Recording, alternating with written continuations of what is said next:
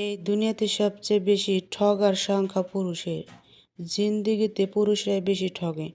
একজন নিরক্ষর মানুষের সামনে যদি বীজগণিতের শত্রু বলেন, তার কাছে বীজগণিতের শত্রু যত কঠিন, একজন পুরুষকে বোঝার তার চাইতে বেশি কঠিন। ওই পুরুষকে তার জীবনসঙ্গিনীও কখনো বুঝতে পারে না। তার পরিবারও বোঝার ক্ষমতা পুরুষকে রাখে না।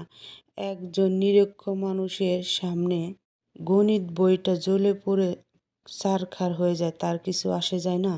ঠিক তেমন আমাদের সমাজের মধ্যে একটা পুরুষ যদি জ্বলে ছারখার হয়ে যায় না, তারও কিছু আসে যায় না ফ্যামিলির।